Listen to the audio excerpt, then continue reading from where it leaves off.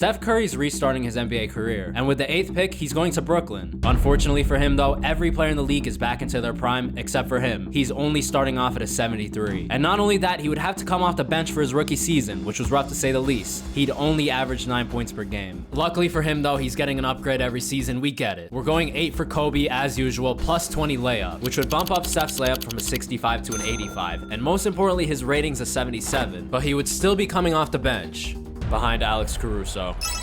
But it wasn't all bad. Steph's up to 12 points per game, and Ben Simmons is actually playing basketball. He's checking in at an 89. But the Nets would still miss the playoffs, only winning 36 games. It's clear Steph needs more help. So this time, he's getting 2 upgrades. Plus 15 steal and block. So his steals at a 67, blocks at a 59. And for the second upgrade, I don't really know how to choose. I can't speak today. Plus 4 badge points. So we're upgrading limitless range, 1, 2, 3. We'll upgrade Deadeye, 1. And 3 plus 1 is 4, which would now put Steph at an 81 overall, and it took him a while, but he's finally a starter. But to put the league into perspective, all of Steph's competition at the point guard spot are all in the mid to high 90s, so an 81 really isn't cutting it. He has a long way to go before he can win a chip, if he can even make it that far. Because for now, LeBron, who's back at a 99, would go all the way, and Steph, he would be back at the upgrade board. But on the bright side, at least he's getting 3. Upgrade 1 of 3 will go at number 1, plus 15 perimeter defense. And you know what? I'm just gonna do them all at once. We also have another plus 10 steal and block, and then for the last one, we'll go number 10, plus 25 attributes of our choice. To be honest, I'm so tempted to upgrade his dunk. So plus 25 to 33 is 58.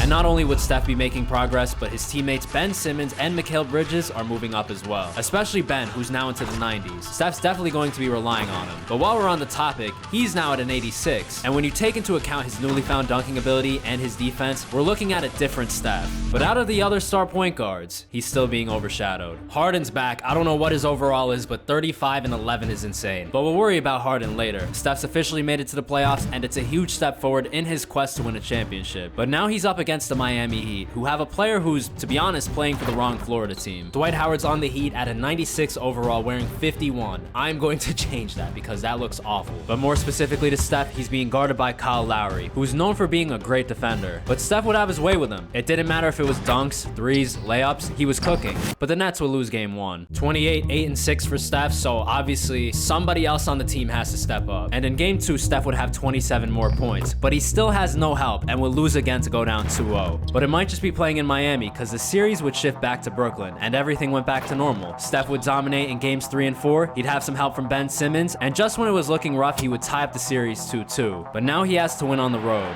in Miami. They do have a timeout. Decide not to use it. Curry, way downtown. Bang! Bang! Oh, what a shot from Curry! They finally showed up on the road, bro, and they're about to win by 20 points. Actually, more like 30 points. And now the series for the final time would be going back to Brooklyn. It seems like Steph's gonna be moving on to the second round pretty shortly. But Miami, especially Dwight Howard, was desperate to force a game 7, and they would take over from the start. By the end of the game, it really wasn't close. Good pass. Nice. Nice finish, man. After all that, Steph's first playoff series would be going to game 7. And while it remained close for most of the game, Miami would pull away just a little bit. They would be up 10 with 2 minutes left. It's looking rough, but the Nets aren't quitting just yet. They throw it down to Ben Simmons being guarded by Dwight Howard, and he makes the layup. Ben Simmons made a layup. They're setting another screen for Tyler Hero. I don't know why he's the first option, but apparently it's not working. I don't know. We might be able to make a comeback, bro. I've seen crazier.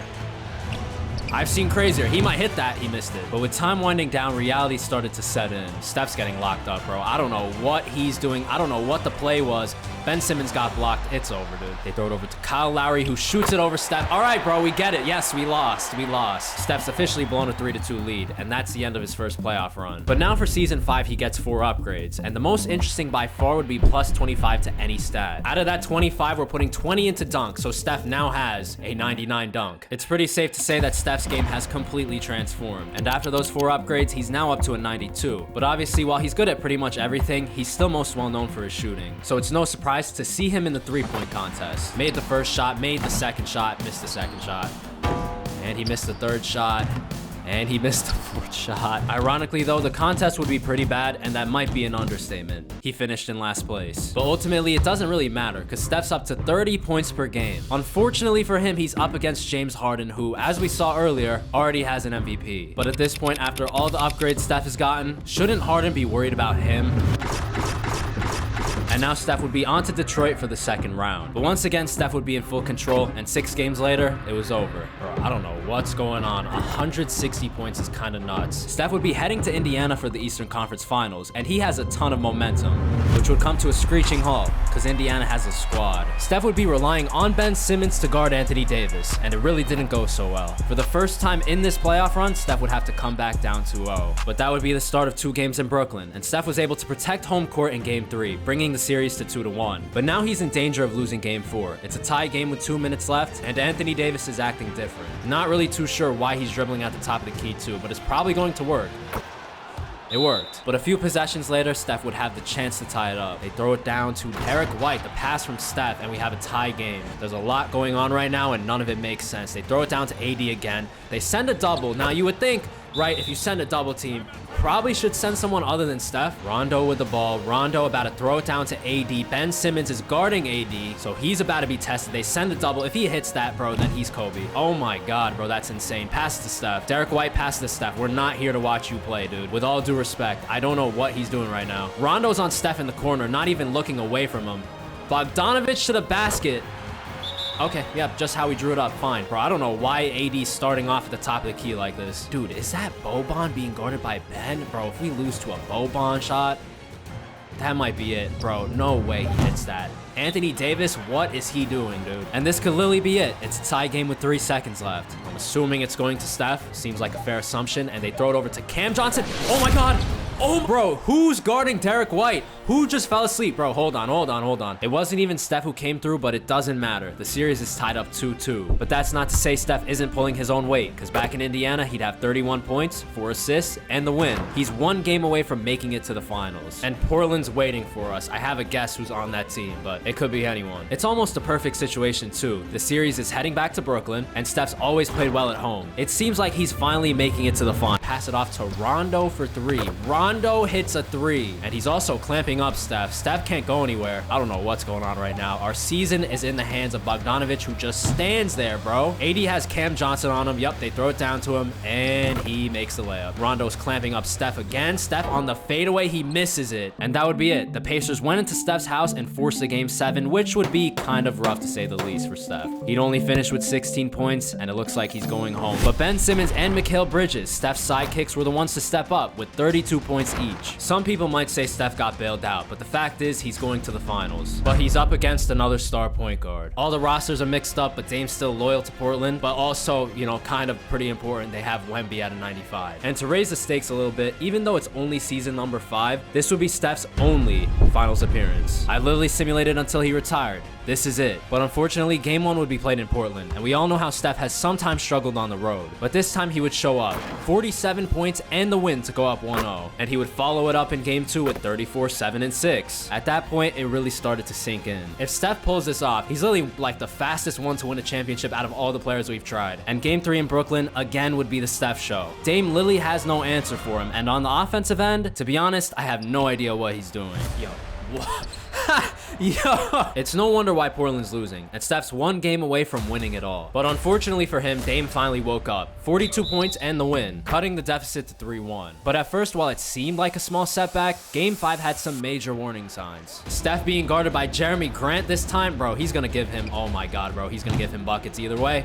And I lied. We're still down 1. Oladipo with the ball over to Dame, being guarded by Derek White. Dame probably gonna pull up, long 2, mid-range, whatever you want to call it. Ben Simmons with the rebound. Ben Simmons potentially about to be an NBA champion, and they're about to throw it down to him. Steph's sidekick, he's about to put up the layup. Oh my God, wow. Probably should have done that against Trae Young, but whatever, man. Stopping a bucket, we should be good. Dame with the ball, Dame with the step back, plenty of space. He did the thing. He waved them off, even though there's still plenty of time left. Dame with the ball, Dame driving to the basket, dunking it on Steph. Okay, dude. What were all those defensive upgrades for? I don't know. I'm not gonna lie, Dame might have had a point. They pass it over to Steph. The game's not over yet. He missed it. He's folding. Portland would then go to the line and hit both free throws. And now Steph's literally in desperation mode. Steph with the ball. Steph with the weird, awkward play. Pull up. I don't know what that was. Sure, 2K. It's a 3-point game. Dame's going to the line. Probably going to make both free throws. He does. We don't even have a timeout left. Not too sure what that pass was for. Yo, shoot it, bro, today. All right. And at this point, I'm just hoping for a miracle. Made the first. Please miss a second, bro. Make it interesting. But with 5 seconds left and no timeouts, it's probably over. They pass it over to Bridges. Bridges with a long three. He makes it. He makes it. Bro, we don't have a timeout, though. So unless we're about to see a full court shot, I'm good. All right, here we go. Steph with the shot of all shots to win the finals. Oh my God. Bro, that actually wasn't that bad. Honestly, I kind of believed there for a second he was making that. And I'd like to say Steph figured it out in game 6, but that wasn't the case at all. It was the Dame show. We're down like 20 points in the first half. And to be honest, the rest of the game wasn't close. It was still the Dame show. Oh my God, man. Not only is Steph 1 loss away from losing the finals, but he was also up 3-0. If he winds up losing, this is the worst choke job of all time. You also have to take into account that Dame has no championships to this point, but what he does have is 3 straight wins and all the momentum. It's time for game 7. Dancing 3 of 3. Lillard puts his head down. Wild shot. It's good. And 1. 40% Lillard attacks, flies for the air and stuffs it. Unfortunately for Steph, he's choked away a 3-0 lead in the most ridiculous fashion. And even though he would still get upgraded, he wouldn't make it back to the finals. Steph would also remain loyal to Brooklyn until 2035, where he would leave for the Raptors. However, the move was totally pointless, and he would eventually retire after 22 seasons at the age of 41. Steph's 4 championships from the actual NBA wouldn't translate to this challenge. But what if it was someone who had 6? Maybe someone like Michael Jordan. Click here to see if he can overcome the odds and become an NBA champion in the same conditions as Steph.